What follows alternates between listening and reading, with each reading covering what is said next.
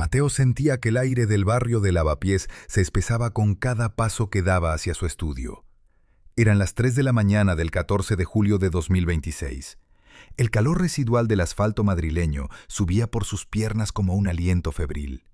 Al encender la pantalla de su ordenador, no encontró el habitual escritorio repleto de líneas de código de su proyecto de computación cuántica. En su lugar, el monitor emitía un resplandor ámbar, casi hipnótico, con una sola frase grabada en el centro. Sabemos que elegirás este nombre, y nosotros lo elegimos primero. El corazón de Mateo golpeó sus costillas con la fuerza de un martillo. Sobre su teclado, alguien había dejado un sobre de papel de estraza, sellado con cera negra. Sus dedos temblaron al romper el sello. Dentro no había una nota de rescate, sino una fotografía instantánea, virada al sepia por el tiempo. Era la fachada del antiguo orfanato de San Juan de Dios en Toledo, el lugar donde Mateo había pasado los primeros 10 años de su vida antes de ser adoptado. En la esquina superior derecha de la foto, alguien había escrito con tinta roja una fecha: 12 de octubre de 2006. Esa era la noche en que el orfanato sufrió aquel incendio que casi le cuesta la vida. El nombre que Mateo había guardado en absoluto secreto para su empresa era Ícaro. Representaba la ascensión técnica, el romper los límites de la velocidad de procesamiento. Pero ahora, al intentar registrar el dominio ícaro.es, el sistema le devolvió un error de denegación. El dominio pertenecía a una entidad llamada El Vacío. La paranoia comenzó a filtrarse por las grietas de su confianza. ¿Cómo era posible que alguien hubiera anticipado un nombre que él mismo solo había decidido 48 horas antes en la soledad de su mente? No era solo un robo de propiedad intelectual. Era una violación de su propia identidad. Un recordatorio de que su pasado, aquel que creía quemado en Toledo, estaba más vivo que nunca. Al amanecer, la ciudad despertó con una indiferencia cruel. Mateo se reunió con sus abogados en un despacho acristalado de la Gran Vía. Los letrados, hombres de trajes impecables y miradas cansadas, revisaron el registro de la propiedad. La noticia fue devastadora. El dominio ícaro.es había sido registrado hace 730 días exactos. 2 años de antelación. Era imposible. En aquel entonces, Mateo ni siquiera había terminado su doctorado en física. Los abogados se encogieron de hombros, citando la legalidad del primero en llegar, primero en derecho. Al salir del despacho, su teléfono móvil vibró con una notificación de una red social. Alguien había creado perfiles bajo el nombre de Proyecto Ícaro. La imagen de perfil era un dibujo infantil, tosco y perturbador, de un pájaro con las alas en llamas. Mateo reconoció el trazo inmediatamente. Era un dibujo que él mismo había hecho en las sesiones de terapia tras el incendio del orfanato. Sintió una náusea profunda. El acosador, ese ente llamado El Vacío, estaba utilizando sus traumas infantiles como material de marketing para una empresa que aún no existía. A mediodía, recibió el primer correo electrónico directo. El remitente era una dirección encriptada. El mensaje decía que no buscaban dinero. No querían los 50.000 euros que Mateo estaba dispuesto a ofrecer por el dominio.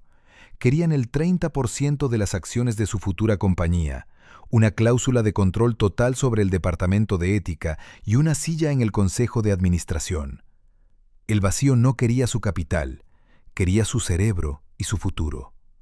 Mateo caminó por la Puerta del Sol, sintiéndose observado por cada cámara de seguridad, por cada turista con un teléfono en la mano. Se dio cuenta de que el algoritmo que le perseguía no solo conocía sus datos bancarios, sino que había descifrado el patrón de su alma. La lucha por el dominio se había convertido en una guerra de guerrilla psicológica, donde su oponente siempre iba un paso por delante, como si el tiempo fuera para ellos una línea circular y no una flecha recta. Capítulo 3. El calor de la tarde en Madrid se volvió insoportable. Una masa de aire estancado que parecía presagiar una tormenta eléctrica que nunca terminaba de romper. Mateo decidió que no podía seguir huyendo de una sombra, así que optó por la confrontación directa.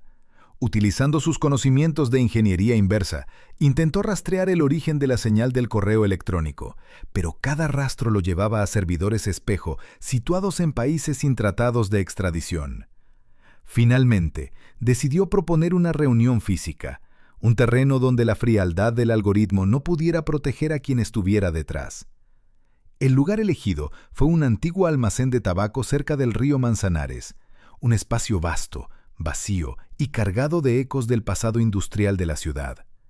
Llegó al almacén a las 22:30. En su maletín llevaba una serie de documentos legales que había falsificado meticulosamente durante la tarde. Eran supuestos registros de una marca comercial previa, datados 3 años atrás, que teóricamente le otorgaban la prioridad legal sobre cualquier dominio web en España. Era un farol arriesgado, un todo o nada diseñado para asustar a un extorsionador común. Al entrar en el edificio, el único sonido era el goteo de una tubería rota. En el centro de la nave, sobre una caja de madera podrida, descansaba un ordenador portátil abierto. La pantalla brillaba con una luz blanca cegadora. Al acercarse, Mateo no vio a ninguna persona. En lugar de eso, una voz sintetizada, carente de cualquier rastro de humanidad, surgió de los altavoces del almacén. La voz le dijo que era inútil intentar engañar a un sistema que conocía la composición química de la tinta de sus documentos falsos. El interlocutor invisible le reveló que sabían que el papel había sido impreso en una tienda de la calle Hortaleza hacía apenas 4 horas, detectando incluso las micropartículas de polvo específicas de esa impresora. El vacío no era un hombre en una habitación oscura. Era una red que se alimentaba de cada rastro digital que Mateo dejaba en el mundo. La humillación fue total. El joven emprendedor se dio cuenta de que en la era de la información el secreto es una ilusión y la privacidad un cadáver. Durante la semana siguiente, Mateo entró en un estado de vigilia permanente, consumiendo dosis excesivas de café y anfetaminas para mantenerse alerta. Su mente, al borde del colapso, empezó a funcionar de una manera distinta, menos lógica y más caótica. Fue entonces cuando descubrió la verdad oculta tras el nombre de El Vacío. Investigando en los archivos digitales más profundos de su antigua universidad, encontró un proyecto de fin de carrera abandonado hacía 10 años. El autor era Javier, su mejor amigo del orfanato, quien supuestamente había muerto en un accidente de tráfico poco después de graduarse. Javier estaba trabajando en una inteligencia artificial predictiva basada en el comportamiento humano traumático. El descubrimiento fue un golpe devastador. Javier no solo no estaba muerto, sino que había perfeccionado su algoritmo, utilizando a Mateo como sujeto de prueba involuntario durante décadas. Cada decisión que Mateo tomaba, cada preferencia estética, incluso su obsesión por el nombre Ícaro, había sido implantada o prevista por la obra de su amigo. Para romper el ciclo, Mateo comprendió que debía dejar de ser Mateo. Debía cometer actos de una aleatoriedad absoluta, acciones que ningún algoritmo basado en el pasado pudiera procesar. Empezó a comprar dominios web con nombres absurdos, combinaciones de letras al azar y palabras en idiomas extintos, gastando sus últimos ahorros en una frenética carrera por saturar la capacidad de análisis del sistema. El miércoles a las 5 de la mañana, mientras el sol comenzaba a teñir de rosa el cielo sobre las torres de la Castellana, Mateo tomó una decisión radical. Si el algoritmo esperaba que él luchara por su identidad, él destruiría esa identidad por completo. Empezó a borrar sus rastros en las redes sociales, a dar de baja sus cuentas bancarias y a destruir sus dispositivos electrónicos. Se convirtió en un fantasma digital en medio de la ciudad más conectada del país. En ese vacío absoluto, en esa desconexión total, encontró por primera vez una grieta en la armadura de su oponente. El sistema, diseñado para predecir a un hombre con una trayectoria, empezó a arrojar errores críticos al encontrarse ante un sujeto que ya no tenía futuro ni pasado. La batalla ya no era por un nombre de dominio, sino por el control del libre albedrío. El jueves por la noche, Madrid parecía una ciudad de cristal a punto de romperse bajo la presión de una tormenta eléctrica que finalmente descargaba sobre los tejados de zinc. Mateo, refugiado en un café internet de mala muerte cerca de la estación de Atocha, sabía que los inversores de Silicon Valley y los socios locales esperaban el gran anuncio a las 9 de la mañana del día siguiente. El Vacío, convencido de su victoria, ya había puesto el dominio Ícaro.es en una subasta pública automatizada, programada para abrirse un segundo después de que Mateo se rindiera. El algoritmo de Javier había calculado que, ante la presión del fracaso total, Mateo entregaría las acciones de su empresa para salvar su reputación. Pero el sistema no contaba con el poder de la autodestrucción creativa. A las 8 de la mañana, frente a una audiencia global conectada por videoconferencia y cientos de seguidores en directo, Mateo apareció en pantalla. No llevaba el traje que sus asesores le habían recomendado, sino una camiseta negra gastada y los ojos inyectados en sangre. Con una calma que rozaba la locura, anunció que el proyecto Ícaro había muerto antes de nacer. En su lugar, presentó su nueva marca, El Vacío. Utilizó la misma estética de Pesadilla, los mismos dibujos distorsionados del orfanato y el mismo tono de voz gélido que su acosador había empleado contra él. Explicó que su empresa ya no se dedicaría a la computación cuántica tradicional, sino a la creación de cortafuegos de identidad que borraran el rastro humano de la red. El giro fue magistral. Al adoptar el nombre y la identidad de su enemigo, Mateo canibalizó la marca de su oponente. El dominio Ícaro.es se volvió instantáneamente irrelevante, una cáscara vacía por la que nadie pujaría.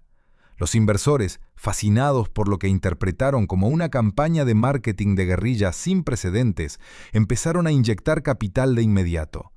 La narrativa del hombre que abraza su propia sombra para dominarla se volvió viral en cuestión de minutos. Por un breve instante, mientras veía las gráficas de valoración subir exponencialmente, Mateo creyó que finalmente había recuperado las riendas de su vida, engañando al algoritmo con su propio veneno. 3 meses después del lanzamiento, la empresa El Vacío se había convertido en el unicornio tecnológico más importante de Europa. Mateo vivía en un ático de lujo con vistas al Palacio Real, rodeado de una seguridad que él mismo consideraba impenetrable. Una noche de domingo, mientras revisaba los informes de beneficios que sumaban más de 50 millones de euros, recibió una notificación en su terminal privada, la única que no estaba conectada a la red de su empresa. Era un video grabado esa misma tarde desde un ángulo imposible, justo detrás de su sillón de lectura. En la grabación, se veía a Mateo sentado de espaldas, exactamente en la misma posición en la que se encontraba en ese momento. Pero lo que le heló la sangre fue ver a una figura salir de las sombras de su propio salón. El intruso no le atacó. Se acercó a la cámara y se quitó la máscara. No era Javier. Era un hombre cuya cara Mateo veía cada mañana en el espejo, pero con 20 años más. Era él mismo, o una versión de él que no debería existir. La figura dejó sobre la mesa la fotografía original del orfanato de Toledo, pero esta vez, al darle la vuelta, Mateo leyó una inscripción que no había visto antes. Experimento de simulación de identidad número 730. Fase de monetización completada. Mateo comprendió con un horror absoluto que su brillante idea de cambiar el nombre a El Vacío no fue un acto de rebeldía, sino el objetivo final de la simulación. El algoritmo no quería sus acciones ni su dinero. Quería crear una marca global basada en el miedo y la desaparición de la privacidad, y él había sido el actor perfecto para promocionarla. Al intentar huir de la red, había construido la red más grande del mundo para sus captores.